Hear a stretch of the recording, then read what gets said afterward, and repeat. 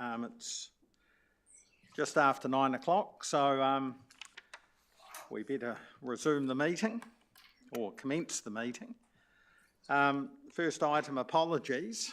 Do we have any apologies?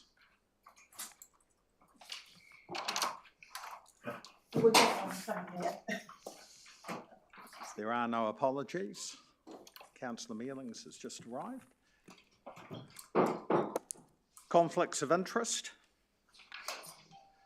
I have a conflict of interest in relation to the item 7.3, a minor amendment to the alcohol control bylaw, and Mayor Dan is going to take the chair at that point. That being the case, Mr. Mayor, we could take that item earlier as the first part of item 7. We'll do that as the first report,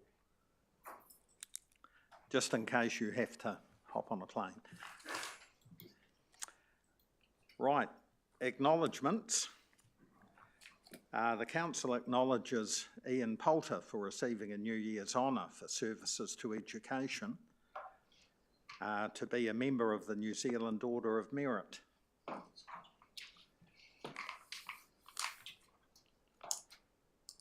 Not sure if anyone wants to further.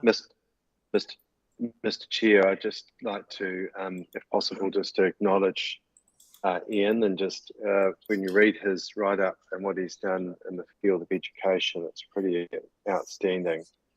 I reached out to him and congratulated him earlier in the year. We will hold a special function for him as we do for honours recipients, which you should have received an invite for members, and that'll happen sort of during the month of February. So it's nice to see people recognised in our district for service. But someone like Ian, it's quite a high honour to receive a member of the New Zealand Order of Merit. So congratulations to Ian. If appropriate, Mr. Chair, I'd also like to acknowledge those who have passed. We have the passing of Arch Murray, who was a long-standing staff member of our council. And for many of us who knew Arch, how passionate he was about the area he worked in, but also in area of Blackflow, something he was particularly passionate about. I know that his loss is very much felt by our organisation, and I happened to pop round to see. I wasn't able to attend his funeral, but I went to see his wife, Chrissy, and known the family for some time, and I really appreciate that you were able to go for me, the Deputy Mayor, and I know that there was a big staff presence, including our Chief Executive. There are two others that I think it would be appropriate for us to also recognise, both former Mayor of Dunedin, Jules Radich, and also the longest serving Mayor in New Zealand, Sir Tim Shadbolt, both who were friends to our district, and we had a lot to do with over many years. So just think it's appropriate to recognise passing of former mayors who've had a contribution not only to local government but also a connection to our district. With your leave, Mr. Chair, it's appropriate to stand for a moment's silence. Yes, thank you. If we could all stand for a moment's silence to remember Arch Murray, Jules Radich and Sir Tim Shadbolt.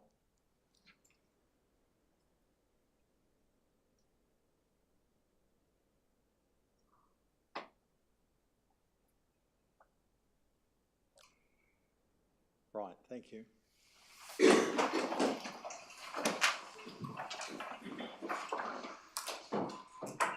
Thank you for bringing that to our attention, Mr. Mayor.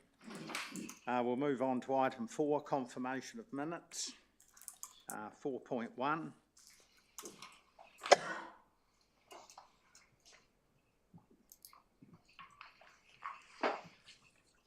Do I have a mover and a seconder?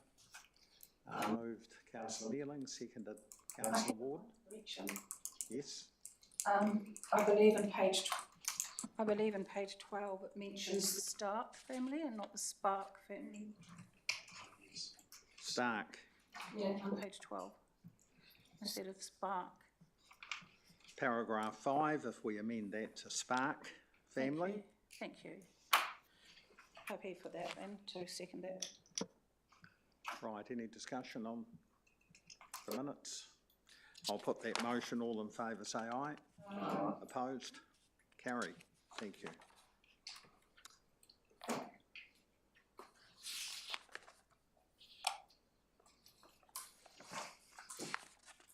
Matters arising from the minutes. I think I had one.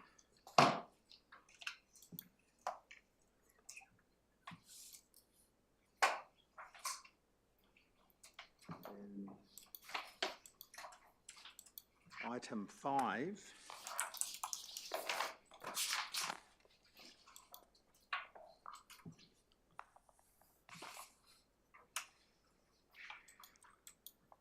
I note this is referring to the stormwater management area, and perhaps a question for you, Mr. CE. We were going to have a report submitted to this meeting, and I note there isn't a report. Do we know if that's coming? You able to comment, Jerry? Sorry, was that Mill Road? Still more? Yes. Oh, yes, so we're planning a workshop with the council, which will be followed by a future report. We're just not in a position to bring that to this council meeting for a report yet. Right. Okay, thank you. Any other matters arising? There being none, we will move on to item 5, deputations and presentations. I have none. Adjourn business. There is none. We'll move on to reports. At this point, I'd like to bring item 7.3 forward and ask Mr. Mayor to take over and chair the meeting. I have a conflict of interest. I had thought of Councillor Mealings taking the chair, but she too might have the same conflict. In fact, members of the DLC might like to consider whether you have a conflict. We will still... Thank you. So I'll hand over to Chair. Thank you, Mr. Chair, and I can see the chambers so from this angle. So as long as that doesn't change, I can see who the members are that want questions. So it comes to 7.3, the report here. This staff present to present that, the minor amendment to the alcohol control bylaw.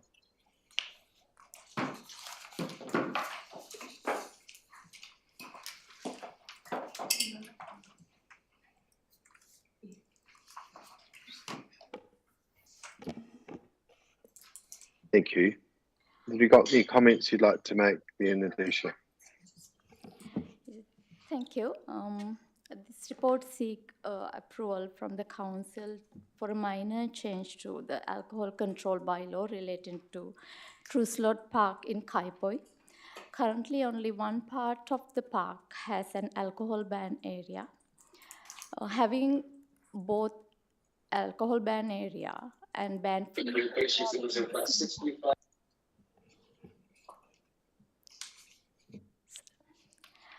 having both alcohol ban area and alcohol ban free area within the same park create issues in bylaw enforcement. So we request council to approve the extension of alcohol ban over the ban free area, which is Crown land managed by Land Information New Zealand, and make a minor change to alcohol Kaipoi alcohol ban area map. Staff have formal consent from Land Information New Zealand to make this change. Thank you.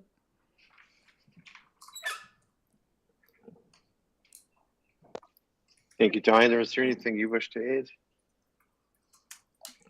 No, I think it's quite a simple change it will make. It will clarify the process for enforcement and for those wishing to use the area.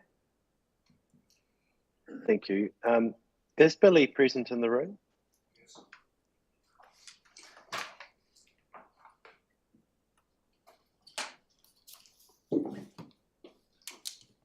Kia ora. Morning, Billy. This is just a probably extension of this issue, but not really necessarily covering it. It's about enforcement in general. And just while you're here, I'm getting a growing number of complaints about homeless people and up the street and their behaviours. I'm advised by police that they're able to not do much in that space unless there's violence or other particular measures. Is that something you could please, you and the team, turn your mind to and come back to us with a report on options of how we may put in place a bylaw or some mechanism to deal with it? One of the issues that we're experiencing is a growing degree now of just aggressive behaviour and also defecation, which is occurring in little sideways. So I'm wondering if that's something you and the team could turn your mind to, please, and bring a report back of what options we may have. Yes, certainly, Don. We are having a meeting around homelessness and freedom camping issues in the next week as well. So I'll bring this subject up in that meeting as well. Thank you. And maybe if you haven't already, connect the police and with it so we understand what they can and can't do in that space, because I know we've had issues within our own building where we've had to trespass some individuals because of behaviours. I just don't want our district to become an area where these things are encouraged because they feel it's an easy area to come to. No one should be genuinely homeless, and we reach out. I know there's a lot of work that goes to support people in this space. Some make it is by choice, and we accept that. But up the high street and maybe even further, I haven't heard of it being an issue in Kaiapoi, particularly at the main streets. But it's becoming a growing issue, and we want to sort of, where possible, have some tools to deal with it. I'm pretty certain the police are involved with next week's, but I'll talk to Tessa to make sure that happens. Thank you. Any further questions of the team? We have a recommendation here. I can't see any questions. Was that Councillor Ken's reaching for the microphone? No. Any further questions?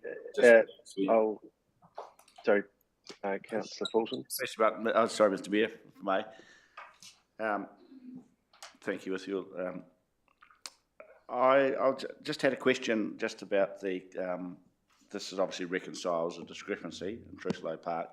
Are we consistent that then will we have a consistent approach to drinking in and around the Kaiapoi riverbank in the Kaiapoi community? I understand there's been some levels of sort of tolerance in other parts of even outside our reserve areas and on the Kaiapoi area. So I don't know who's best directed to that. Perhaps Billy. I suppose I could enforcement. I think there's this nearby. If we get complaints regarding this matter, we enforce that particular bylaw for alcohol bans areas. So if there is an issue, we would have the police involved, and the police are aware of issues when they arise, generally speaking, because they'll get a call from the public. Thank you. Any further questions? Councillor Gold, please. Just a question for you, Mr. Mayor. As the Deputy Mayor has raised, there might be a potential conflict for DLC members. Would it be appropriate for me to note my conflicts now before going into debate? Yes, it is. And for those members that have conflict, it might be just wise that you step back and don't take part in either debate or the vote. If anyone's in that category, just to step back from the table and just start to vote that accordingly. Hopefully we've still got a majority. Yeah, I'm looking around, looks like we've got enough numbers. Right, so any further questions? So there's a series of recommendations here. Is someone prepared to move? Councillor Keane, seconded Councillor Fulton. Do either of you wish to speak? Thank you, Mr. Mayor. In terms of speaking to the recommendation, it seems like a sensible solution in terms of what you're proposing, and subsequently I'm all in favour and hoping that other members see the same. I could just imagine a police officer standing in Truslow Park talking to somebody who's drinking alcohol, and as soon as they step closer to the stop bank, then they're outside of the bylaw. It just seems to me to be such a sensible solution that changing the or taking over the whole parcel of land, or the Truslow Park is in its entirety, include the Lynn's land.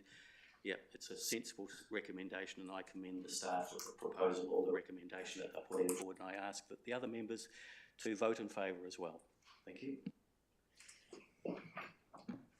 Yes. Okay. Mr. Mayor. Councillor Fulton, yep. Mr. Mayor. Yes, I'm in support, and I didn't actually know what a hydro parcel was until today, so that's informative as well. But the process behind it to reconcile the alcohol ban treatment on two sort of really conjoined parcels of land, that makes a lot of sense. So I'm in support. Thank you. Any other speakers? Right of reply, Councillor Cairns. I'll put the recommendation. All those in favour, please say aye. Aye. Contrary, declare that carried, and we've noted the conflicts of the members who are part of the DLC. I'll hand back to you now, Mr. Deputy Mayor. Thank you, Mr. Mayor, for doing that. We will now move on to 7.1, relating to the partially operative district plan, and we have Neil to present the report. Kia ora and good morning. Yes, there's a report before you looking to get a council resolution to declare the designations part of the partially operative district plan operative. There's increasing interest from the authorities that have designations in the plan to actually use them. All of the submissions on the designations have been dealt with, and there's no appeals before the Environment Court on designations. So all of the designations are beyond challenge. However, by a technicality of the RMA, we actually can't use the designations until the plan becomes fully operative. Under the RMA, a designation is defined as a provision in a district plan, and a district plan is defined as an operative plan, and the plan is only partially operative at the moment. And the plan won't become fully operative until all of the appeals before the plan are resolved. There's 21 appeals, and they're all in varying stages, and it'll take about a year to 18 months to work through a resolution of all of those. So in the meantime, requiring authorities want to use their designations. Designations are different to a rule.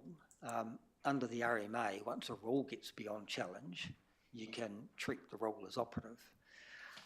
And there are some councils that treat designations as operative once they are beyond challenge, but legally whether you can do that depends upon legally whether you can treat the designation as the same as a rule.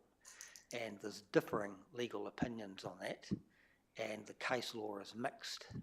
So the way to resolve what is a legal technicality is to declare the designations part of the operative plan as operative.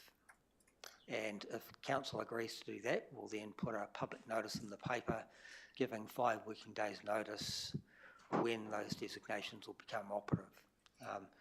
In the absence of a designation, then requiring authorities will continue to not be able to use the designations until such time as the plan becomes operative.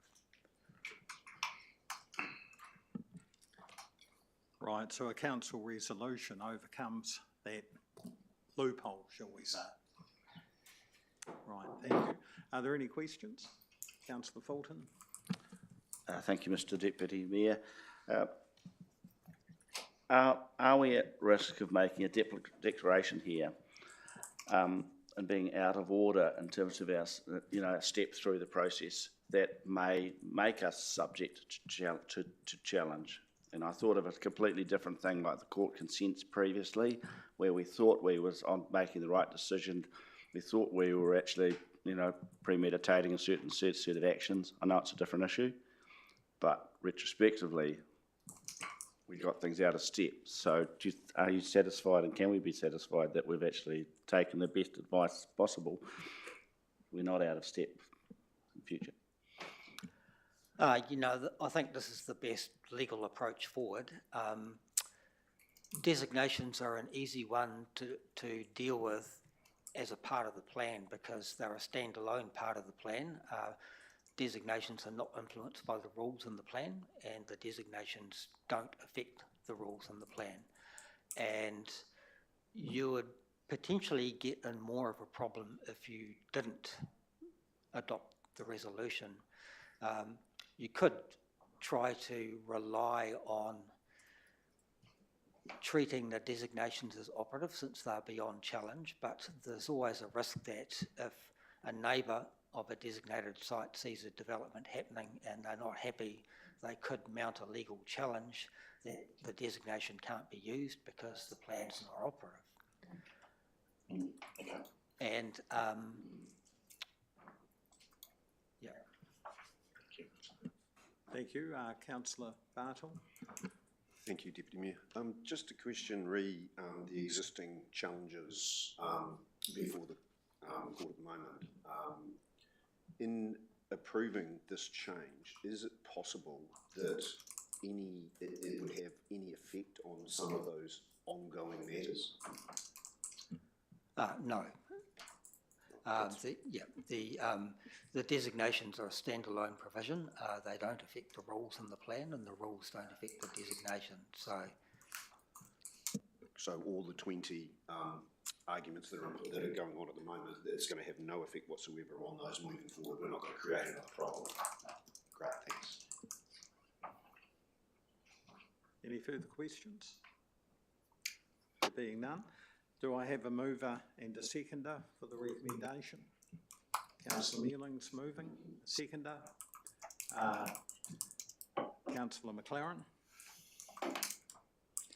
Councillor Mealings. Thank you, Mr. Chair. Look, this is effectively just resolving a technicality because as the report says, the time to mount any challenges to any of these designations has passed. But because a designation isn't a rule, it's not partially operative. We could take the stance that we just go ahead and treat it like it's operative anyway, but that would leave us open to challenge. What we're doing here is tidying this up so that we don't get stuck on any technicalities.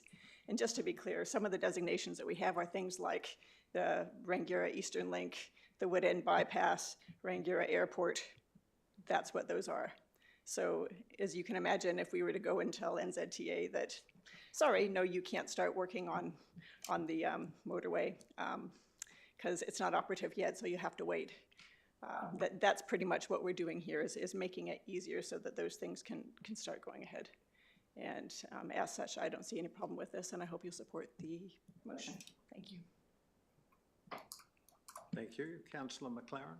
Yes, certainly this appears to be a most elegant solution to a legal anomaly, and certainly better than trying to work in an environment of legal ambiguity. So I'm supporting this motion. Thank you. Any further speakers? Being none, do you wish to exercise the right of reply? Nothing to reply to, thank you. Thank you. I'll now put the recommendation, 7.1. All in favour say aye. Aye. Opposed? Motion is carried. Thank you. Item 7.2, we're going to deal with item 7.4 first, which creates sort of the background to the bylaws. So we have Diana, not Sylvia. Right, would you like to speak to 7.4? Thank you, Mr. Chair. And this report is providing you an update Around the current bylaw review and feasibility research program that we are working for the council bylaws, I will take the report as read and give you the quick highlights package. We currently have 14 active bylaws. We are working on 6 of them at the moment, one of which has been presented, and shortly you will hear about the new parking and traffic bylaw. We are also working on 2 new wastewater bylaws, a stock movement bylaw update, and you will also be having a workshop shortly on the property maintenance bylaw. We have included a timeline in the recommendations, so there are a number of bylaw actions that you'll be seeing during the year. And we recommend that this report is circulated to community boards for their information. And are there any questions? Right. Any questions? Must be very clear. There are no questions. I'll move the recommendation A to E. Do I have a seconder? Seconded by Councillor Doody. Just in commenting. Sorry, Mr. Chair. Sorry.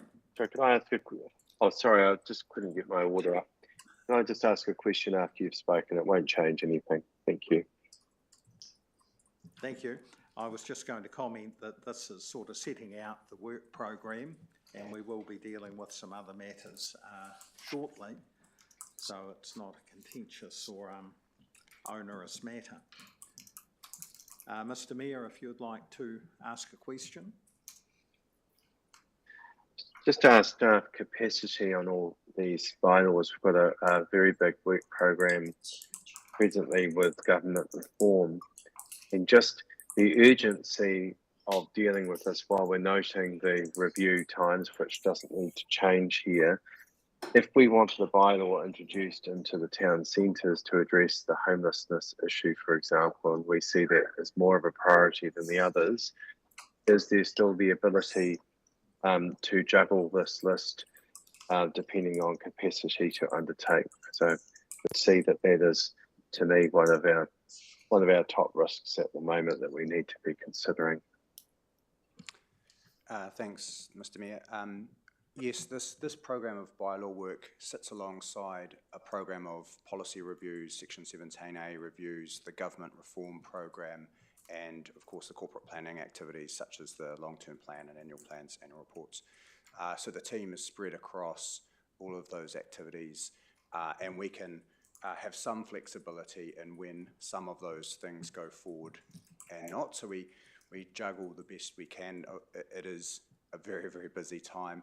And so if a new bylaw was requested, we would just look at our program and see how we could best fit that in and come back to the council with the timeframes we believe we could achieve for any new bylaw. One comment I'd just make is we would probably need to do a bit of work to see under what legislation we have the authority to make a new bylaw within the town centre of homelessness. So whether it sits as a policy or a guidance or a bylaw, would need to be tested against the current legislation framework as well.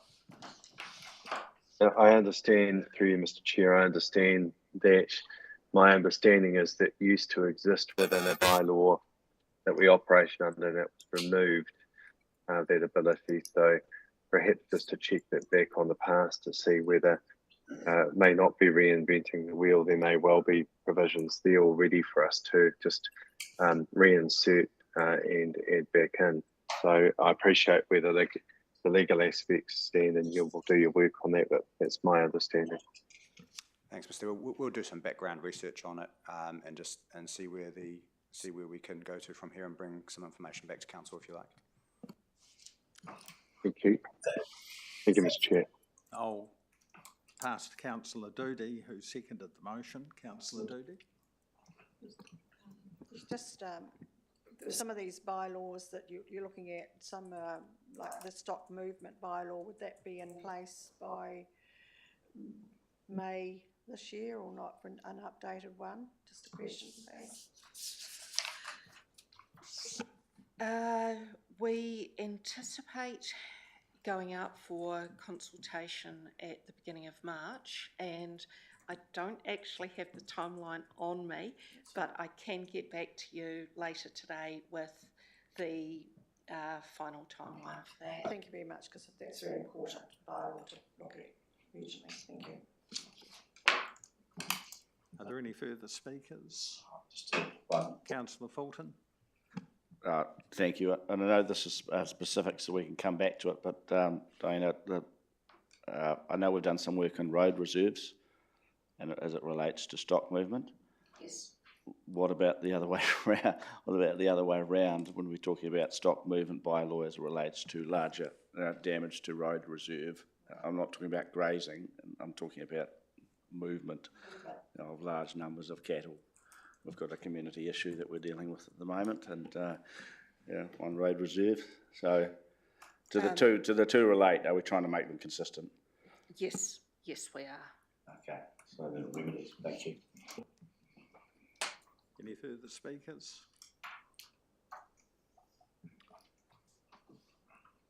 Right. I don't wish to exercise a right of reply, so I'll put the motion. All those in favour say aye. Aye. Opposed? Motion is carried. Thank you.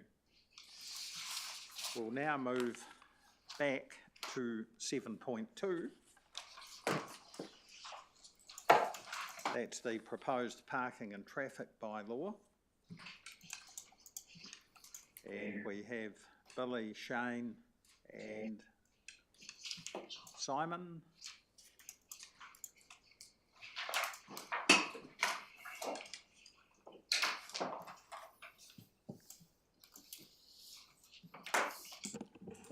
Good morning, thank you, and apologies for any minor acting issues. You're stuck with Gina's understudy today and me.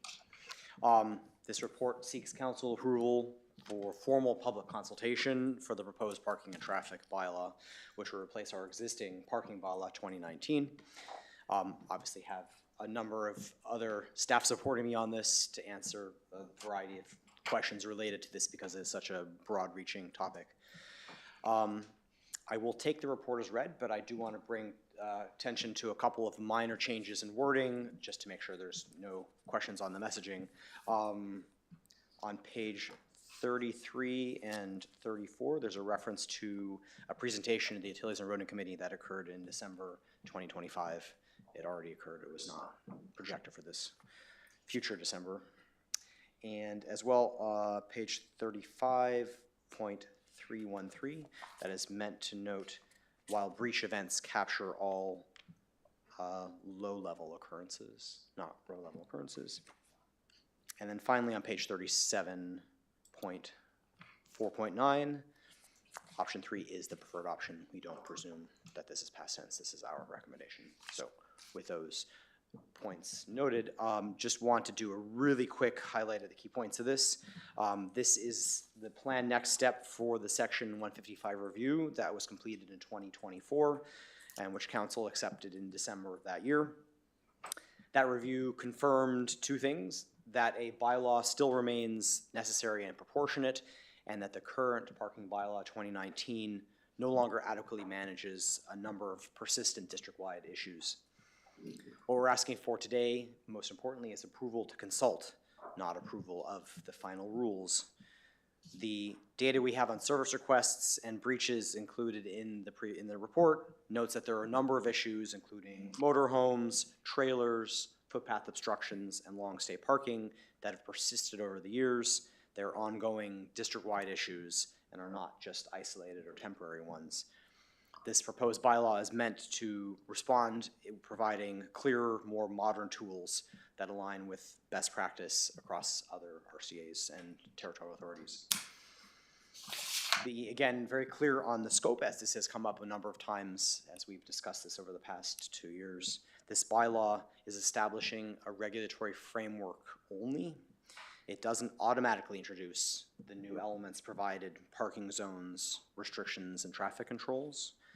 Those controls would be given a framework, but would require a separate conversation with council and the public, council resolution, and would only be implemented later in specific locations if it was justified by evidence and supported through further engagement.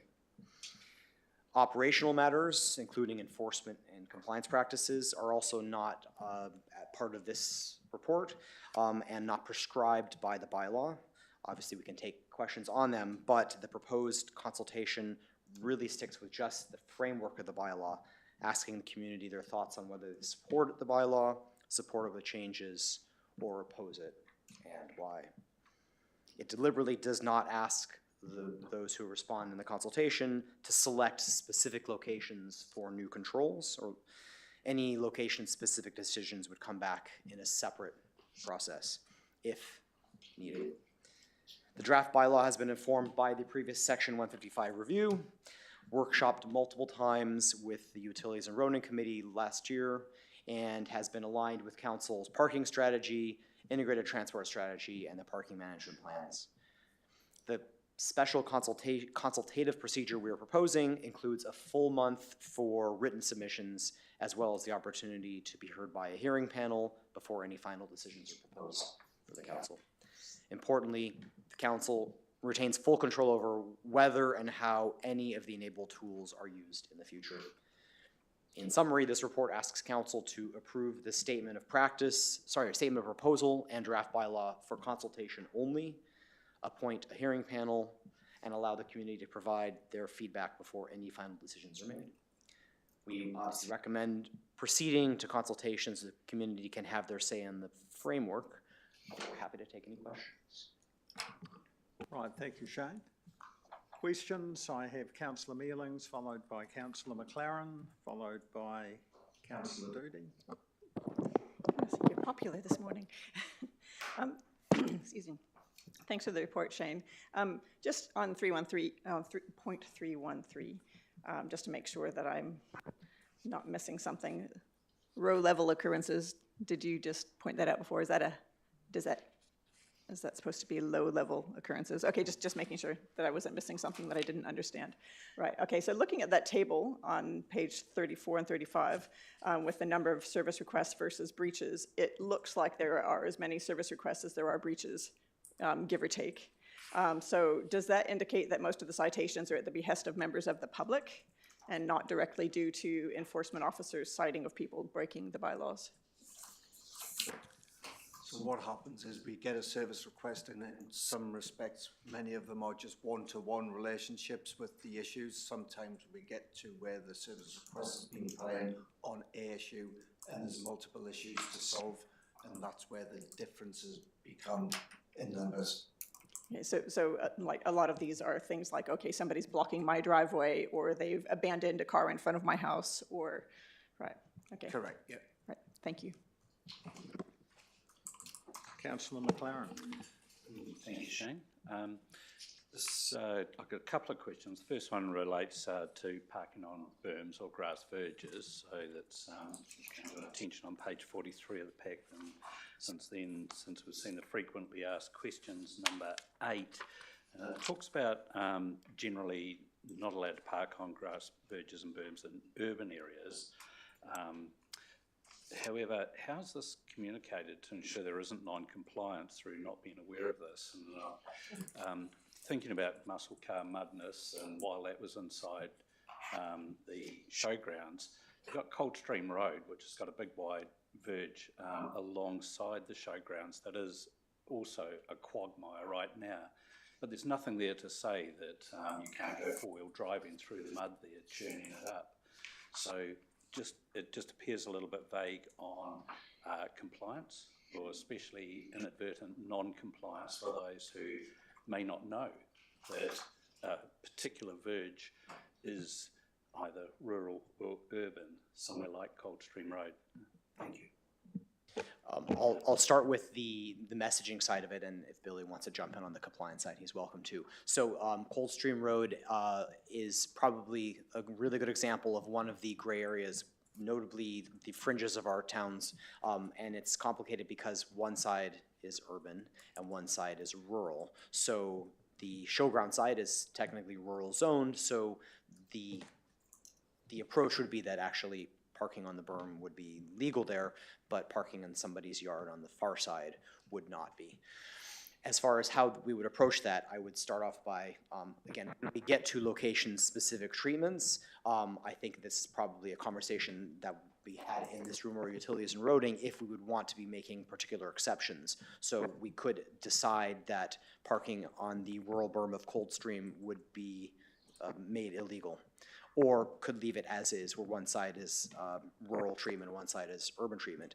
If that's the case, regardless of what direction finally comes for that particular location, there are relatively strongly worded prescriptions within the traffic control devices rule and the traffic control devices manual for posting stopping, no stopping restrictions. And so we would be looking where there are areas that potentially are less apparent, like Coldstream, River Road, Railway Road, et cetera, are fringe areas, making sure that they are strongly posted for where, how to use the berm appropriately.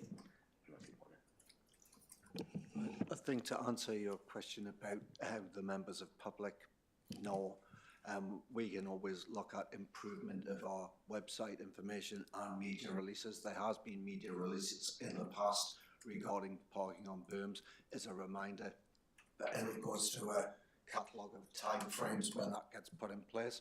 But we can talk to the media when we're going through this process to remind people that that's the case once this has been adopted in whatever form it is adopted. Thank you. I have a question from Mayor Gordon.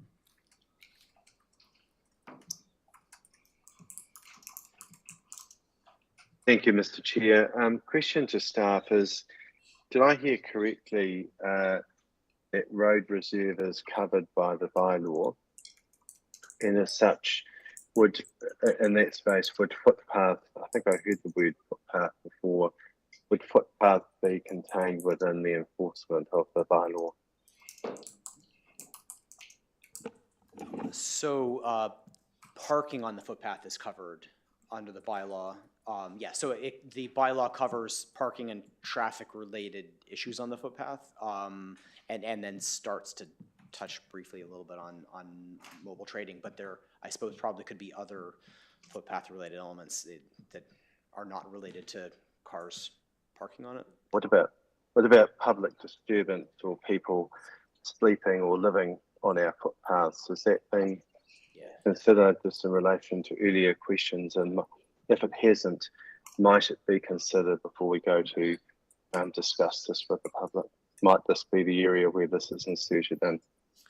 So this particular bylaw is for traffic and parking. The concerns that you've brought up earlier and bringing up now, we will look at in a different bylaw. It wouldn't be appropriate, in my opinion, to have it in the traffic and parking bylaw, even though it is a concern and important to look at. It was worth a try, Billy. I thought you were being creative there, Mr. Mayor. Councillor Doody. Thank you. Just my question, please, is down Coldstream Road where the cricket oval is. I, for one, have parked on an angle park outside that area. Is that allowable or not? Just along the Coldstream Road by the hedge. When there's quite a few people go to cricket, there's an overflow. It's not. It's got no signage. And you're talking about the south side of the road, the oval side? No. Can I help you, Mr. Chair? We recently discussed this with the owners of AMP, with the chief executive and others present, and we are currently considering what we might do along that hedge area, including putting, forming that so that there may be some formed car parks along there, because it is used a lot for parking, as you observed. So that matter has been considered separately, and staff are going to report back to us on that. The CE was present at that discussion with Chris Brown. So that matter is being picked up and addressed, because parking is an issue down there, as you observed. Just hope that was helpful. Thank you. Just carrying on from my one, it's actually opposite the cemetery, that parking area where the cricket ground is. That's used a lot. Is that allowable to be parking along there on angle parking?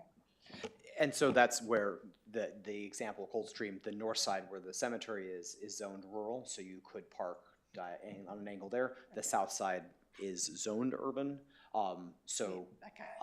The framework would suggest that the baseline is that no parking is permitted on the berm, with exceptions being made and stated on the south side. So I think we would be probably looking in a future stage to be, as part of the efforts with green space, formalizing expectations for parking on both sides of Cold Street.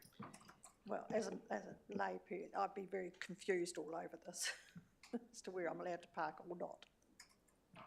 Thank you, Councillor Doody. Good question. Councillor Powell.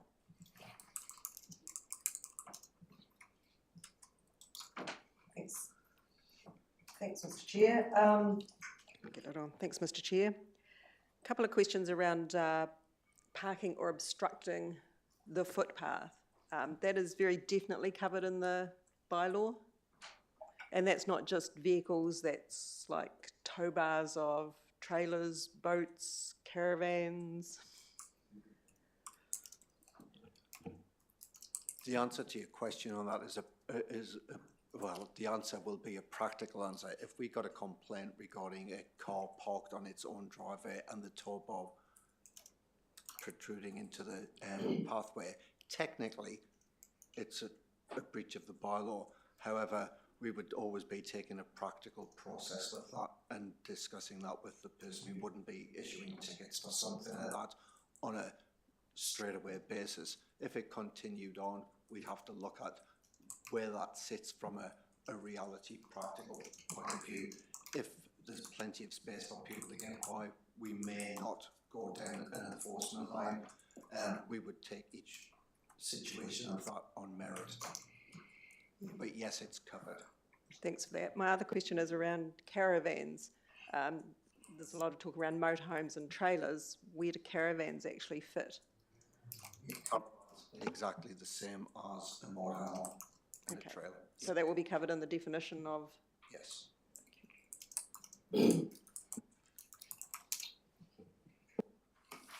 Thank you. Councillor Mealings. Thank you. Just going back to the point that Councillor Doody was talking about, I seem to recall that we had a lot of discussion when it comes to parking on verges, that it was more a matter of whether the road had been urbanized, whether it had curb and channel or footpaths versus what zone it was in. So for instance, take around the A&P show grounds on the Ivory Street, the main road there. Thank you. It changes its name like 3 times. So say take Ashley Street. There's not any footpath or any curb channel, anything on that eastern side of the road. So it looks rural, so people would think, well, why can't I park there? There's not a footpath. I'm not blocking anything. And if you take, say, Ohoka as an example, it would not be okay to park over the top of the walkway down Mill Road, but yet if you're on a verge and you're not blocking that, it's more important not to block the road because it's narrow. So I just, have we considered any nuance in this bylaw? Where has it gotten to in its development that it considers the level of urbanization and usage rather than strictly the zoning, whether it's urban or rural zoned? And I guess we ended up sticking with zoning because that was something that was relatively solid and can be easily pointed to, that's relatively black and white. Whereas if you have a conversation, I mean, you've picked some good examples. Actually, Ashley Street is a perfect example where the bulk of our urban zones have already been cultivated. So the east side with no footpath and a wide open berm is rural. The west side is urban, and it has a footpath and a curb and some degree of landscaping. So that is that's a classic example of the what's on the ground reflects the zoning. I think for Ohoka, that is probably would be all considered rural. I'd have to check the exact I was definition. going to say, where does that leave large lot residential zoning? So yeah, that was the next question. But you are still not allowed to park on the shared path there, regardless of the zoning. That's covered separately. So you would be able to park on the berm between the shared path and the road, as long as you're out of the travel lane there. That would be permitted in a rural zone, similar with the pathway along North Ear Road. The challenge is that it is hard to define cultivated gardens, or, you know, we have a number of places where we have landscaping, but it's not behind a curb. So we're trying to figure out cues that would be consistent across as many circumstances we could find. Zoning was one that felt more black and white, but we could go back to. Just to mess with you a little bit here, what about something like Pegasus or in Beach Grove, where we have, it's very definitely urban zoned. There's maybe only a footpath on one side of the road. The roads are very narrow, and people park on the streets. So what if, you know, we've got a street that only has a footpath on one side of the road, and given the narrow nature of the road, there's a risk of parked cars impeding traffic through the carriageway. Are we saying that's a no, don't park there? Correct, yes. And so I guess this is open for discussion if the strong feedback is that in locations like Pegasus and Beach Grove, where we have limited space for parking on the carriageways, that we would permit in some circumstances people to park on the berms there. That is a direction we could certainly go down. I'm sure it will all come out in the wash when it goes to consultation, but yeah, I just really wanted to tease that out a little bit, so thank you, Shane. Thank you, Shane. So what you're saying, Coldstream Road, for example, on the north side, there is a curb by Maria Andrews. So it's in order to pop over the curb and park on the berm? As a baseline, yes, and that's where I think we would, in applying this in specific locations, would be taking it case by case. So the baseline gives you a foundation, and then you put restrictions on top of that. So on Coldstream, we could put a restriction for no parking behind curbs in certain locations, and then define them very clearly in the bylaw. Yes. Thank you. I've got Mayor Gordon. Thank you, Mr. Chair. Just on the comms strategy, I just wanted to know, is part of this making sure that our business owners are aware up the high street, particularly in William Street or other prime localities? Would we consider flyer dropping those business owners so that they're aware of the bylaw proposals and they have an opportunity to submit or give feedback? Yeah, yes, that's the intent. I don't, Alistair, is there any specifics on? Yeah. No, but once we're open for engagement, we can go. What? Yeah, once the engagement is open, we will absolutely reach out and make sure they're aware of it. Could the comm strategy please be sent to all of us, please? This is an area there will be likely to be a lot of interest. I just want to have our eyes over that, please. Yes, we can retrospectively send the comm strategy out to councillors, and we welcome feedback. What do you mean by retrospectively send, Simon? Following this meeting, we will send the comm strategy. Oh, that's all right. I was about to say it wouldn't go out until we've seen it. No. Okay. And the other question is, Billy, we're receiving a number of complaints, for instance, in South Belt about caravans, cars for sale. I know that the team have been dealing with that. Is there any provisions in here that strengthen our ability to deal with vehicles and those for sale in taking up area where there are car parks or car parking here for residents near the bus stops and other things. I think the definitions help define the situation better than the previous bylaw. The rules are still the same. Thank you. Thank you. Councillor McLaren. Thank you. This question, two questions relate to mobile trading, page 66 of our packs, and also noted in FAQ 13. In the proposed definition of mobile trading, it includes that the location is vacated at the end of the day. I just wondered if those words could create a loophole where the stand, stall or vehicle remains in place for more than a day. It's left legally parked on that location and potentially for weeks or months. And more generally, rather than imposing limitations, restrictions, punitive consequences on hard-working business people, can we put forward proposals for how they can be encouraged and accommodated in a way that doesn't create harm to others? Thank you. I think I can take the first part as feedback to discuss with Gina. For the second part of that, this is intended to be the first step in a broader approach to mobile trading. Because the parking and traffic bylaw is set around motor vehicle movements and the legislation behind them, there's a relatively limited ability to extend that beyond non-motor vehicle movement related aspects.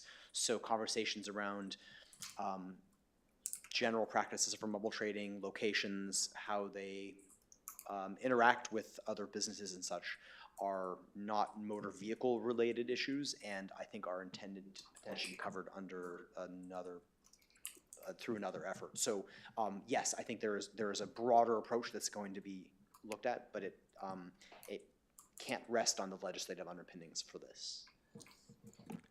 Just to follow on, there is a public places and spaces piece of work being undertaken, whether that becomes a bylaw or a policy, but that'll come back to council and covers the topic of mobile trading, which is great in some areas and can be problematic in others. And so we do need to find a position on that. Thank you. So is it the intention of the parking and traffic bylaw to regulate itinerant salespeople that might be a mobile coffee van parked in a car park, for example? I think the intent is that it is a starting point, and the hope is that whatever the public spaces effort will be able to address that in a more comprehensive manner beyond just the vehicular side. Through a different tool if necessary. Right. Thank you. Councillor Fulton. Thank you, Mr. Chair. Actually, my question actually partly picks up Simon's comment about public places and spaces. Going back to the example of, say, Coldstream Road and Main Power Oval and surrounds and that wide area, do the words event parking and the signage related to that, do they have any legal status? If people can put up event parking, a la Hagley Oval, a la any sports ground, because obviously these become public spaces and they become event management spaces, is that not a more flexible tool than imposing a land zoning based bylaw? We deal with the event and the land use, albeit temporary, rather than a bylaw. I would have to double check the specifics, but my understanding would be that if there was a formal event, council approved with a temporary traffic management plan associated with it, that would be trumping the general all-day provisions of this. So if you had, for example, the large soccer football events that happen at Kendall Park, they have a traffic management plan. The Hoka Farmers Market has a traffic management plan, so they are formally approved by council. If they have that type of formal approval, that would be able to trump the everyday restrictions here. Right. So in the event of a spillover, when we have periodic but regular matches and events at the cricket ground. Clearly when the car park is full, then people are going to have to park somewhere. So that's a recognised event, isn't it? But we just have no provision at the moment for spillover car parking. Is that more of the issue? I think there's a couple of... As an example only. Yeah, look, I guess taking on Shane's comments about traffic management plans, not sure if that particular event has a traffic management plan. Maybe that's a pathway that should look for. And I understand from the Mayor's comments that in that particular situation, there's some work being done to see whether we can create a little bit of overflow. Colleagues reference Kendall Park just quietly, I think. Right, councillor Doody, we're just about all having a go here. Well, this is my second attempt. Just a question, please, with down Coldstream Road where the cemetery is, there's quite often parking outside there. Is that permitted? There's parking inside the cemetery, but people park when it's busy, or sporting purposes, they park on the outside by the cemetery. Is that permitted? Yeah, so the cemetery is the open space, is the rural side, so that is permitted as a baseline unless we... Thank you. Yes. All right, I think this is the last question. Councillor Barton. Thank you, Mr. Chair. My question is page 69. No parking in certain parts of the road. A person must not stop, stand, park a vehicle wholly or partly, and down to C, on verges in urban areas unless expressly permitted by the council, or on verges in rural areas if parking causes damage to the verge. A hypothetical scenario of someone travelling along, they're doing an N-Street kit, their phone rings, they want to take a call. Where do they stop? And the damage to the verge, I mean, most people that do pull off, you don't know that it's soft until you hit it. I mean, common sense dictates after rain, it's probably soft. But, I mean, I've done that myself. I pulled off because the phones rang before, you know, a few years ago before the N-Street kits. And all of a sudden you go, whoa, that's a bit soft. And but how do you avoid that? Like, even if the kids are misbehaving in the back and you've got to stop in a hurry, where do you stop if you can't stop on the verge? Well, there's two aspects of those, of course. So there's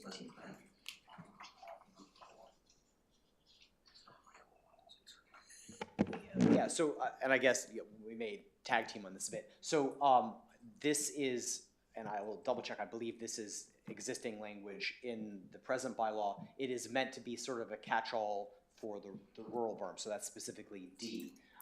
If you are doing a one-off and it's a soft berm and it's been rainy and you leave tire tracks, that was not the intent to be captured by this. I certainly, again, I'm guessing that's also probably from an enforcement side would not be typical application. This would be repeated use where it was clearly causing safety issues if you were throwing mud on the road or entering unsafely repeatedly. That's the intent is sort of a catch-all in the rural areas.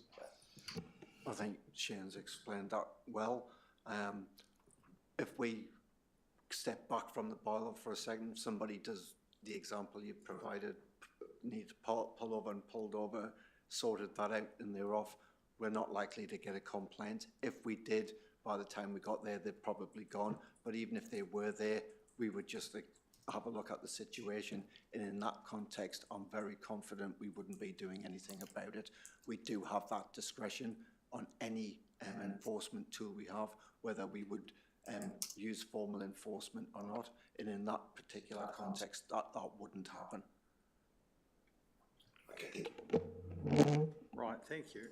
Just before we deal with the recommendation, could I have an expression of interest? We need to appoint 3 councillors to a hearing panel. Right. We might break into a workshop to discuss that before I deal with the recommendation, since there's about 5 of you so far. 5 into 3 doesn't quite go. Right. I'll move that we go into workshop to discuss the appointment of 3 councillors. So if you'd like to raise your hand if you're expressing interest, we have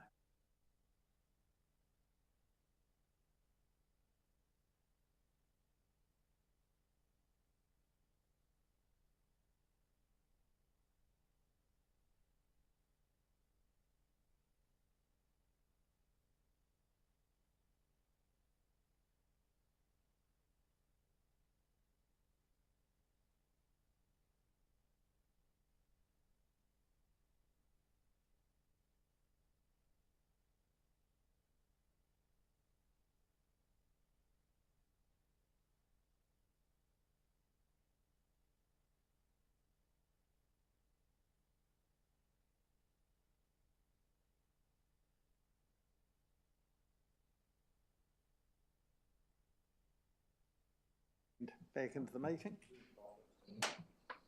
Conflicts? Just a question on that. Councillor Goldsworthy?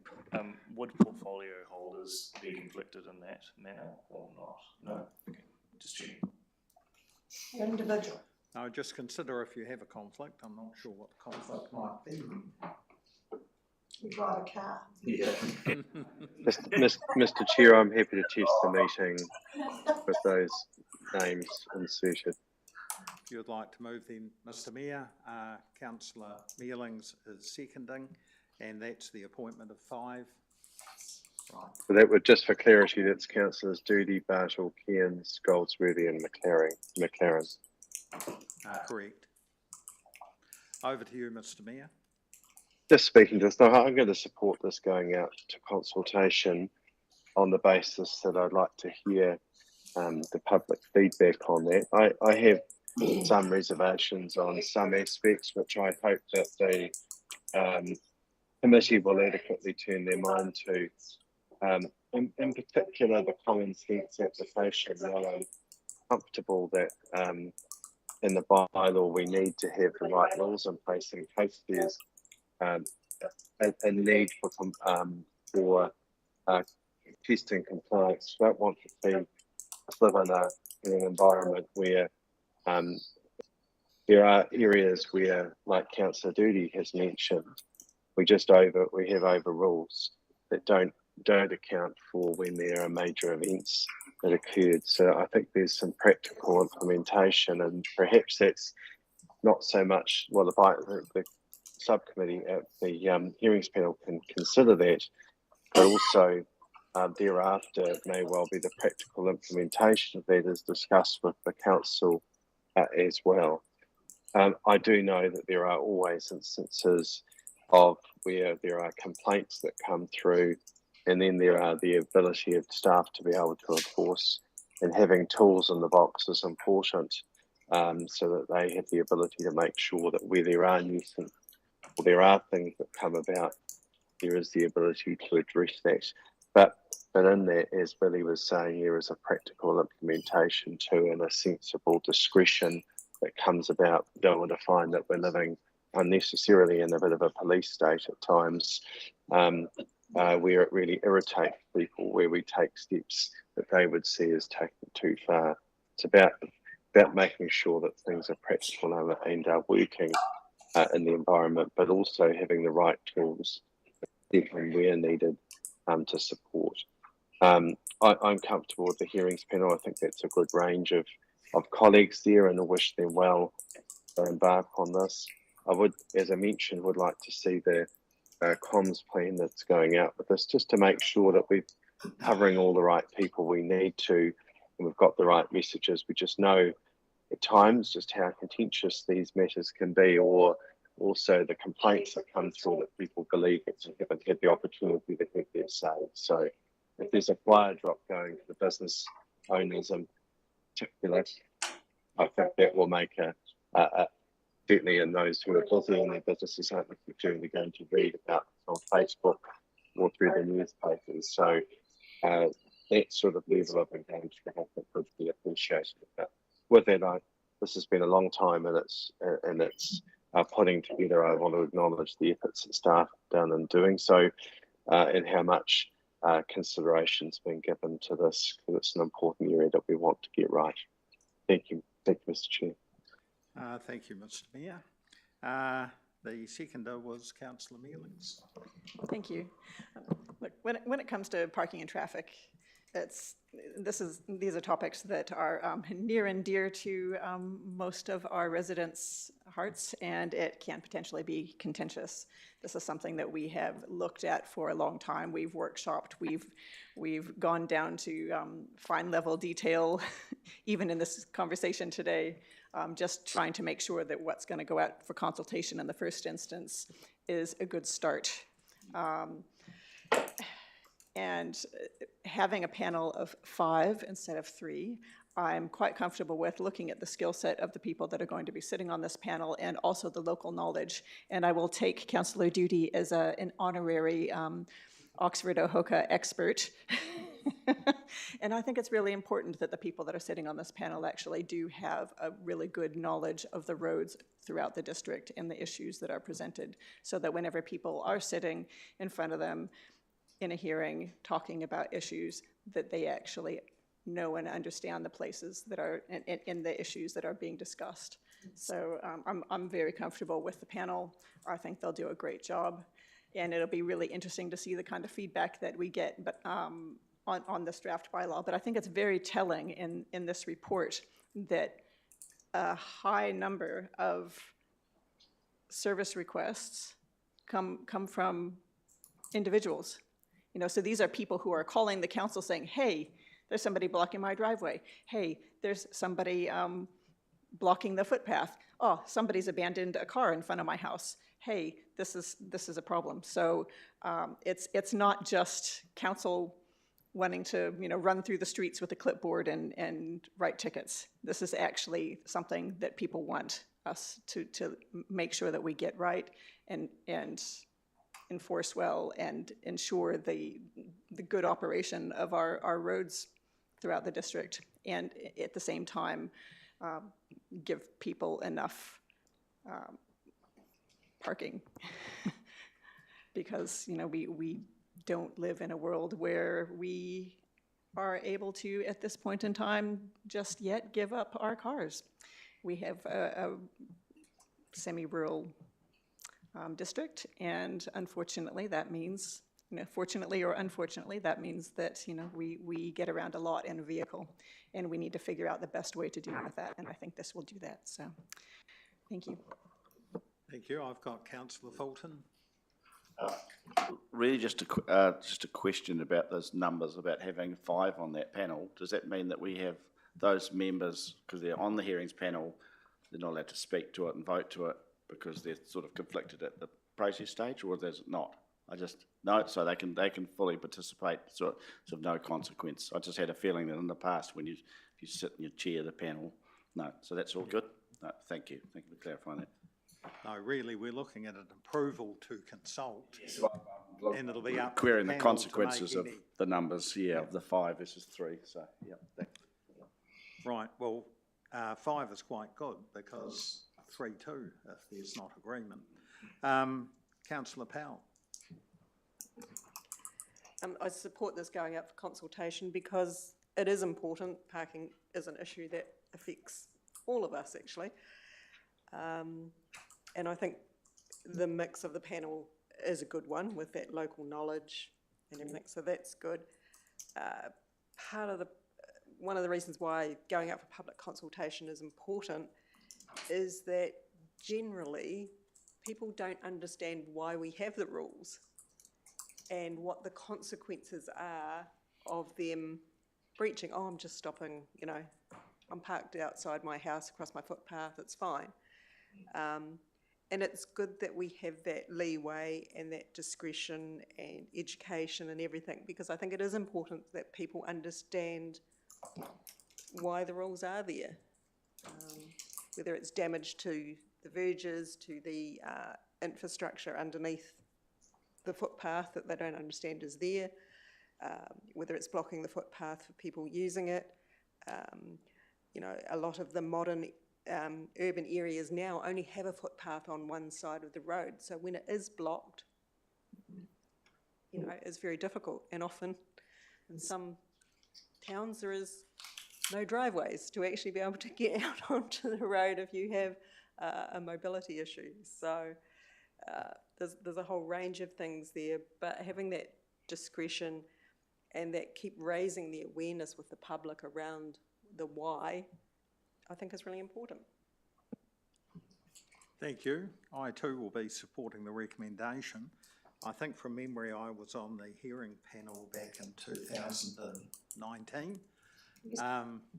So I was. You've got a good memory, Councillor Doody. Things do change, and I think it's timely to have a look at the bylaw and update it to reflect circumstances today. One that I'm thinking of is the type of vehicle that can use certain roads, and that may be something that's relevant in Kaiapoi in particular in relation to trucks. So no doubt the hearing panel will get submissions and be able to address those issues. So really, it is approval to consult. We're not making, apart from the fact what we're consulting on, we're not making a predetermination of what the outcome will be. There being no further speakers, I'll go back to you, Mayor Gordon, as the mover. Right of reply. Nothing to add. Thank you.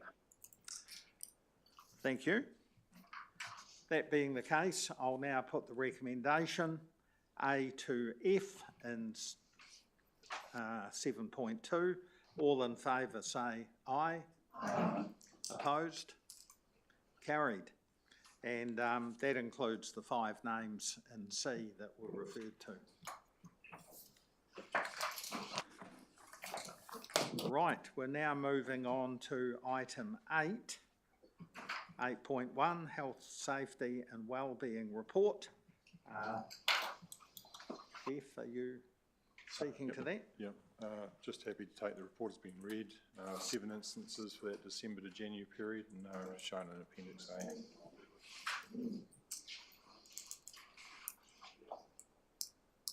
Happy taking questions.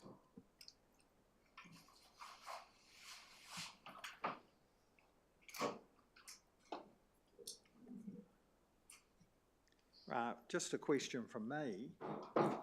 I noticed in the car park, Chief, some council vehicles have superficial damage in terms of a scrape. Do those sort of incidents get reported in your report? Yes, they should be. I'll follow up that. I'll follow it up and see what's happened there. Yeah, they may very well be in hand. I was just in one vehicle recently and noticed that it had some touch parking somewhere or a little scrape, and I saw others also. Right, any other questions, Councillor Cairns? I'm not sure as to which page it is, but I'm looking at the graph. It's actually on page 186, but whether or not that's actually on the report, it says about take 5. What do those numbers actually mean? Is this the actual numbers of hours? Is it the number of take 5 minutes? What does take 5 actually mean, please? My understanding is the number of take 5. So before you start a project or anything like that, in take 5, look at the risk around that project and it's noted. And they're held in our trim register. Any further questions? Right, do I have a mover and a seconder? Councillor McLaren moving, Councillor Doody seconding. Councillor McLaren. I'm happy to move this. It appears that compliance with the Health and Safety at Work Act 2015 has been undertaken at all levels, which is very important, says the ex-inspector of 25 years who lived and breathed this. Thank you. Thank you. Councillor Doody. I couldn't comment on that now after the inspector of 25 years. Right. Are there any other speakers? Right. Councillor McLaren, you can have a right of reply to yourself if you wish.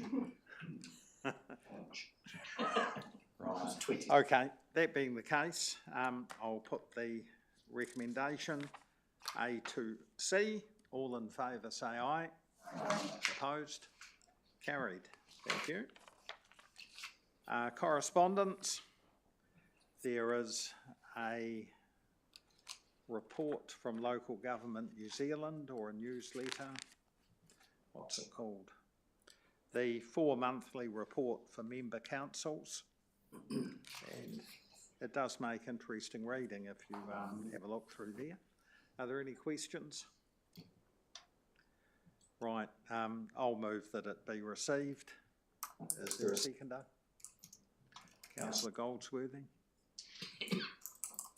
I have nothing to add, apart from it does make interesting reading.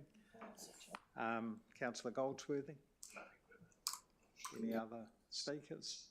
Right, I'll put that motion. All in favour say aye. Aye. Opposed? Carried. Thank you. We have committee minutes for information, 10.1. Do I have a mover and a seconder? Councillor Fulton. Councillor Doody. Do you wish to say anything? It's comprehensive, thank you. Councillor Doody. Any other discussion?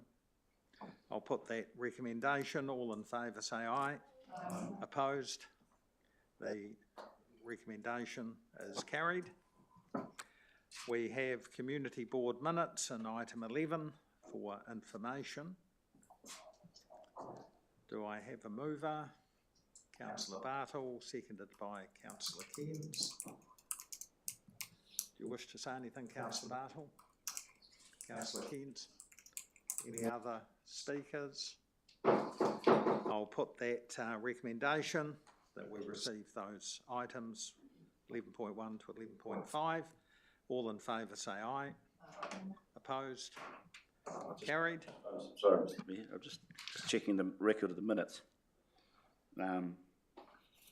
Just with item 4, reports, points. We're dealing with 11.1? We were dealing with 11.1 to 11.5, which we just So just give me a received. sec, I'm just checking the reference to Sarah Barkle as the chair. It's to take effect as chair from 1st of May 2026 until the end of the 25-28 triennial term in October 2025. I think you'll find there were a number of recommendations there. And 4C, yeah. I'm just talking about the dates at the end of her term. 11.1. Yeah. When I looked at those, I thought subsequent events, it looked like the board had a big discussion in appointing a chair. What page are you referring to? Page 228. Sorry to hold the meeting, but I just think that just for the point of accuracy, her term, she's chair from 1st of May 2026 until the end of the 25-28 triennial term in October, the end of the term in October 2025. So that's 2027, something that they're wrong on both counts, aren't they? Just a quick. Well, two things. One, we can't correct your No, board but I minutes. just wonder, But secondly, I note that oh no, it's only particular, it caught my eye because it's like. that motion also lapsed. Yeah. And that was what I meant, that I think you'll find subsequent motions which Has were been carried, corrected. appointed board member Barkle as Oh, chair. right, for so the it was full irrelevant term. anyway, but yeah, okay. It was strange, it was the way it was weird. Okay, so I just wanted to make sure that the motion was correct. Take your point, and no doubt That the when it goes back to the board, they may wish to clarify that. Yeah, just a formalisation of the term. Thank you. Yep. Thank you. We now move on to item 12, council portfolio updates. And I have iwi relationships, Mayor Gordon. Thank you, Mr. Chair. I just want to report that relationships in a very strong position, so much so that we believe that there will be a hui in the coming weeks, certainly before our annual plan goes out to consultation. So it's a really positive step, and I'd really like to acknowledge the strength of our relationship, in particular the work that our Chief Executive puts in, particularly in that space. So thank you, Jeff, for that work. There's been a range of meetings we've been in recently with Ngāi Tahu, and it is a very, I have to say, right across Canterbury, there's a very strong relationship there. So that's bodes well for our future and the partnership that we as a council have had for many, many years. Attending Waitangi this coming week, or this week, there's a number of meetings up here with iwi chairs. I would note that Ngāi Tahu are coming north to Waitangi this year, or going north to Waitangi this year. So lots of opportunities for engagement while I'm present up there with local government, New Zealand. So at the present stage, we will let you know when those dates are confirmed, but just again want to say it's a really positive step in ours that we resume having our annual puri, and we have the regular running and liaison meetings which happen bi-monthly, and they're a positive engagement for us as we progress with the items we want to work on together, and that's been the spirit of our relationship, and long may that continue as a most valued partnership for our council. I'm happy to take any questions. Any questions? There being none, you're up again. Greater Christchurch Partnership. There is no formal update at this meeting because we put at the December meeting, while there were a number of reports around just a status of housing work and other work that the partnership was undertaking, we decided that in relation to the reform agenda and program and the work that our councils were under, that we'd like to push the partnership meeting further forward and to not meet again until March, April. So there isn't an update beyond that. Apart from that was a constructive meeting that we were at. James Cagle was appointed as the interim chair until we've had an opportunity to decide what future governance arrangements might look like. So James is currently the NZTA Regional Relationships Director, but previously was the implementation manager for the partnership. So he's got a great background and knowledge in that space. So some of his skills in the chair and the interim we felt was worthy, and we can decide what the future looks like as we decide, obviously with future governance arrangements, whatever they may be, once we're clear on what the government's decided direction is. We're clear on some of the proposals, but not what the decisions are. And so there's a lot of things to consider there in the coming period of time. I don't know whether Nikki or Philip want to add anything further, or Jeff for that matter. Nothing from Nikki. I'm taking up reading some classic literature, so I understand comments at the meeting. Did you want? I don't know what you mean, Philip. I wasn't going to mention the book. Nothing for Jeff. Any questions? Councillor Dude? No. Crikey. Ward. I see what you mean about nameplates, Mr. Mayor.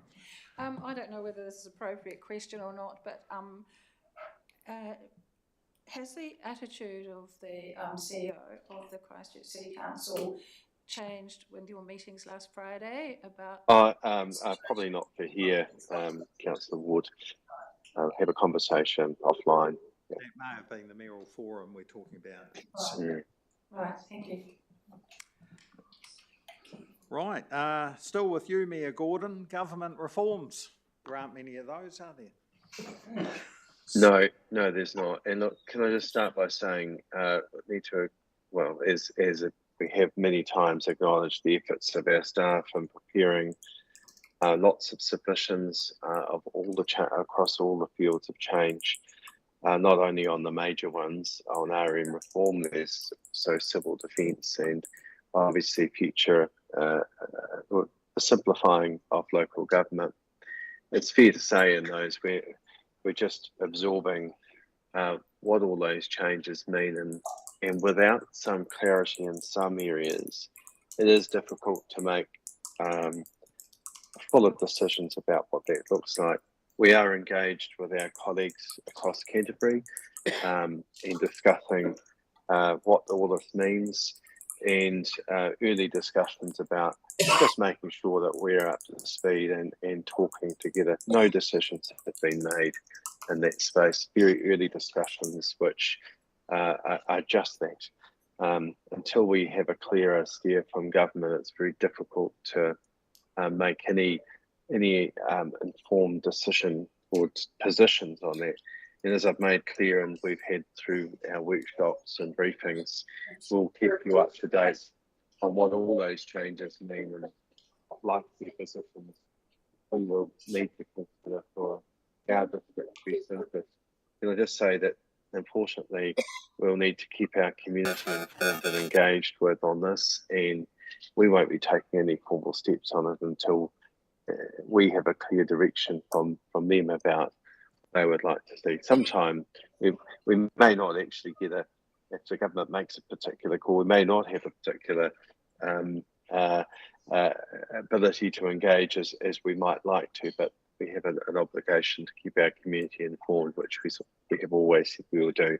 I note that our annual plan will have a summary in there of the changes and the proposals that we're aware of, and we'll undertake to keep them informed, as we always will, so that they're on this journey with us. It's fair to say is it's adding a huge pressure on everyone at the moment, and a lot of uncertainty, which leads to a lot of restlessness. And I have to say that across the board with other councils, there is a constructive dialogue going on, and that's all we can expect at the moment until we have more certainty. And I value the relationship we have with at Canterbury Mill Forum level, Greater Christchurch Partnership, and the other abilities, the other forums that we're involved with, including my own through local government, New Zealand, and LGNZ are certainly doing their best to make sure we are kept informed as well of what the changes mean, and the engagements with government ministers, make sure that they're clear of what our views are in that space. So if I'll keep you updated, as I said I would, and for our CE, make sure that we keep things and that you're consulted adequately about the sort of matters that are before us. Right, thank you. Any questions for the Mayor? Councillor Cairns. Thank you, Mr. Mayor. I note Mayor Lydia from Selwyn went on Facebook yesterday, I think it was, in regards to that she is putting all of the submissions onto the Selwyn website so as they can provide or get more feedback. I'm not sure if it's appropriate, but is that something that we as a council would also do? I'm very happy for us to do that. And if our list is still in the room, once through the CE as well, once they're all put together, a summary of those and an update there would be something we should consider doing. It's just keeping our public informed, and maybe that's a reference we put in our annual plan as well, but we should consider our comms in that space to make sure our public are aware of where we've got to there. So it's a good question. Thank you. Yeah, thank you, Mayor Dan. I actually think it's really good in terms of keeping the community advised, but also showing the quality of the submissions that the staff have put together. Alice is not here, but I'm sure Jeff's. Well, it's an interesting one.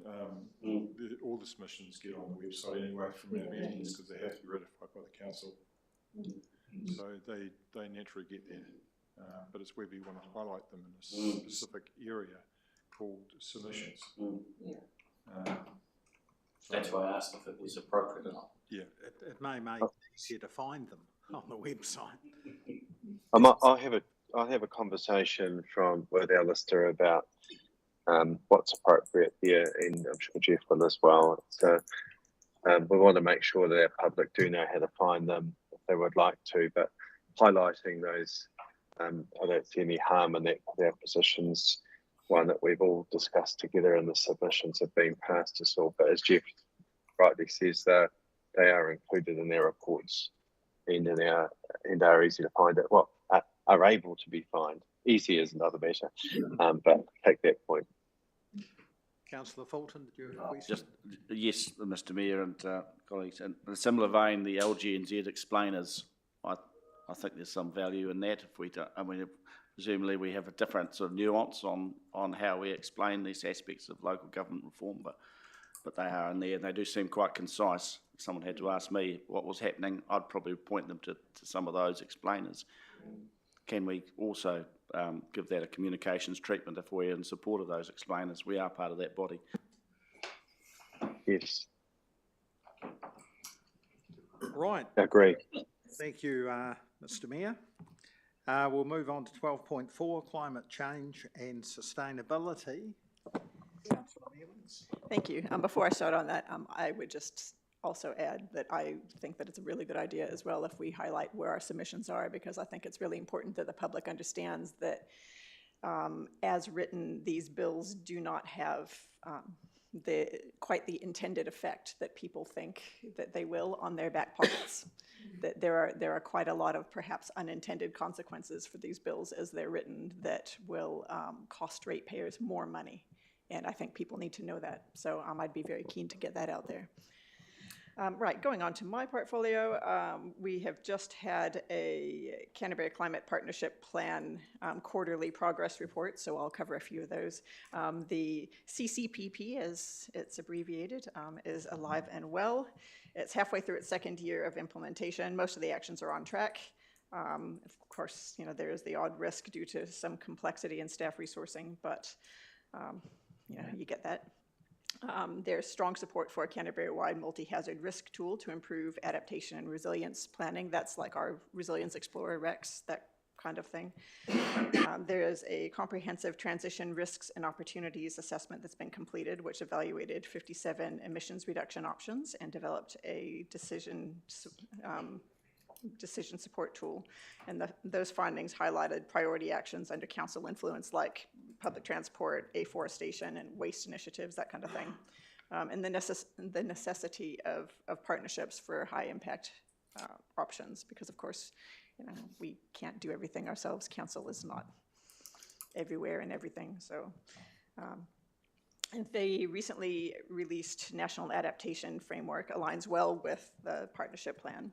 And our collaborative approach here in Canterbury positions our region ahead, really, nationally, but we're gonna really need that ongoing coordination with central government and Papatipu Runanga.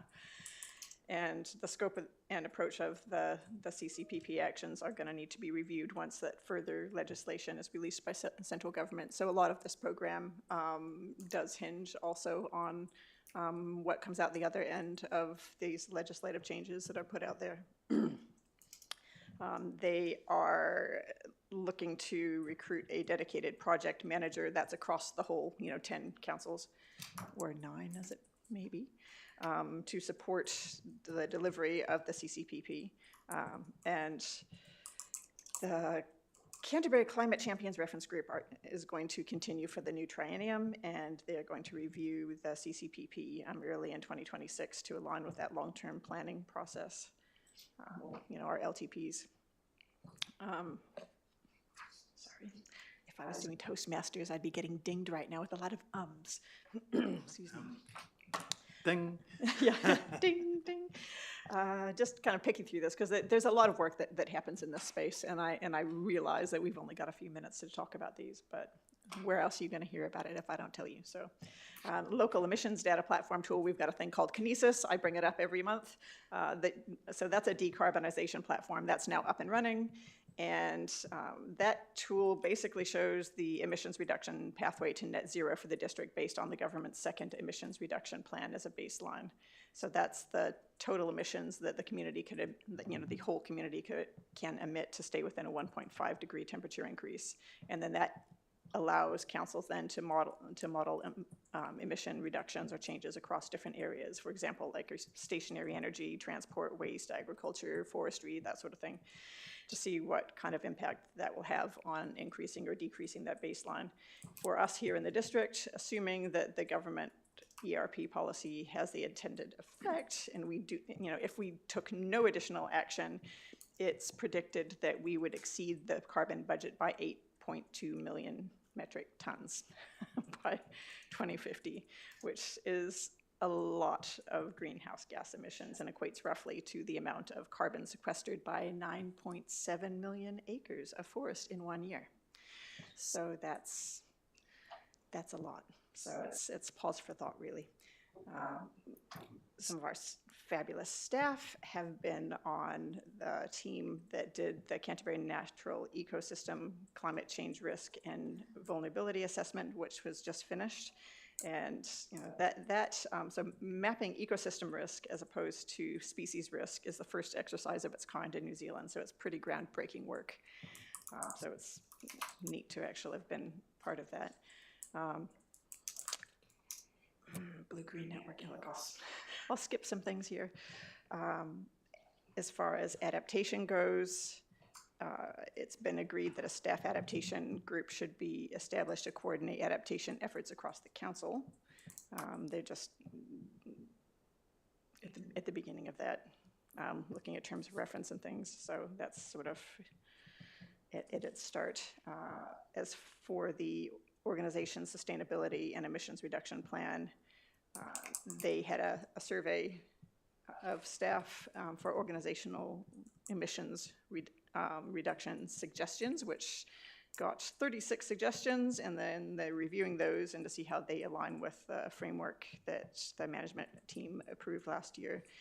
We reported to ECA at the end of last year on our proposed response to the recommendations that came from the 2025 energy audits, which was subsidized by ECA, just by the way, carried out for the aquatic centers and libraries. And the consultant was really impressed with how many energy reduction actions the aquatic centers have already undertaken or proposed to add to the draft LTP for consideration by council. So we're actually doing some really good work in there. And I really tip my hat to the aquatics centers because they've done a great job. Let's see.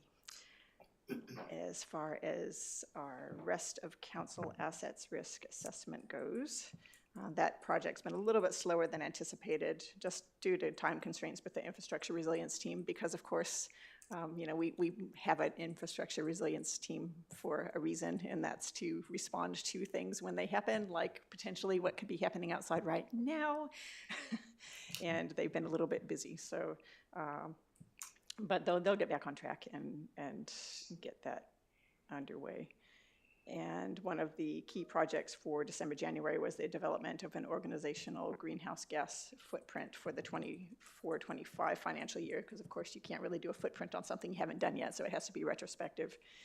And that will be done with Better Off funding. So all of this has been in the plan for some time now. So, and that is going to be undertaken shortly. And I think really that'll be it for me today, I think I've said enough. Are there any questions? Right, any questions? Councillor Fulton? Thank you, Mr. Chair, and thank you, Nikki. I'd be interested in the council's and its partners' its position on carbon sequestration, and that's non-permanent and unplanted forestry in native areas, whether that's within our domain or whether that's in dock, riverbanks, ECAN. I know this has been a subject of long-standing sort of debate as to our informal planted areas. Why should they not be counted as carbon sequestration areas? I don't know, in our parks and reserves, you name it, go anywhere. So do we have any tap into government about whether they are prepared to consider, how we actually register and count these carbon sequestration areas? Plantation forest and wild broom and whatever. I don't disagree with you. I'm not sure what the position as council is, and that's a good question for us to put to VJ. But I will note that whenever we're actually trying to offset emissions, it has to be new planting, because the old planting was already offsetting emissions, so we can't count it because it was already doing its job. So it has to be new stuff. But yeah, it's certainly a good question. I'll put to VJ. And secondary, just that as our new planting policies, our road reserves, I always look at the one at Woodfields Road, North Air Road, where trees bowl down. Yep. We just replant, and we replant haphazardly because we have to, because it's our only choice. I think that's a policy decision that is of great consequence, how we plant and where we plant, in terms of carbon sequestration. Yep, I'm really interested in that as well. That's something that I've been very keen to see included for quite some time. I think there's I don't know if it's a hectare, or there's a limit of how big it has to be before it can be counted. But yeah, that's certainly, I mean, whenever you've got these things peppered across a district, it all adds up. Yeah. And I'd be quite keen to see that counts. But yeah, that's something that I'll chase up for you. Thank you, Councillor. Any other questions? Right, thank you, councillor Mealings, for a comprehensive update. Yeah, it's like, well, it's the first one after the new year, so. Right. Hey. You'll send it to us, aren't you? Oh, I can do that. Yeah. All right. Right, 12.5, international relationships. That's not an area with a lot of movement in at the moment. We did have an invitation to be part of a delegation to Hubei. That came from, and that relates to our sister city relationship with Enchi, came from the New Zealand Hubei Economy Trade Culture Association. The invite came in just prior to Christmas. It has been discussed and there is a reply going back to them. Did you have the no, Chief, that reply is gone? No, I don't know if it's gone, but I assume it went yesterday from the comments that went round. Yeah, well, I won't comment on the email and the position because it may not have been received by Yang Zhu yet, but the feeling was that we were unable to devote resources to a trip to China at this time, and an appropriately worded response either has been sent or will be sent for that invitation. I did note they were also going to invite Christchurch City as well, as it was the 20th anniversary of Wuhan, which is Christchurch's sister city. And funnily enough, I was going to visit Wuhan just prior to COVID and never made it to Wuhan, which received some notoriety during COVID. So anyhow, that's somewhere I haven't been. So that's all I have in international relations. The Passchendaele Advisory Group hasn't met yet. I think it's meeting later in the month.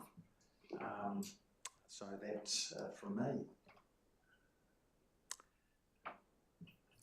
I have no questions under standing orders, no urgent general business. So we'll move on to item 15, matters to be considered with the public excluded. 15.1 and 15.2. So where is it?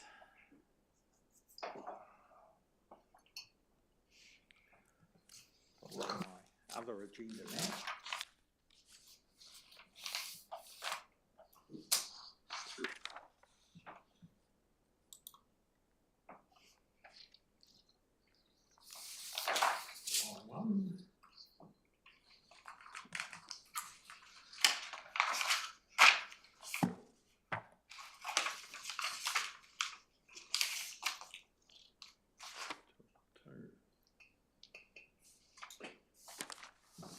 Right, anyhow, I'll move that we go into public excluded. I'll move, seconded. Seconded, all in favour, say aye. Opposed, carried. If you wouldn't mind, Glenn, pulling the blinds down.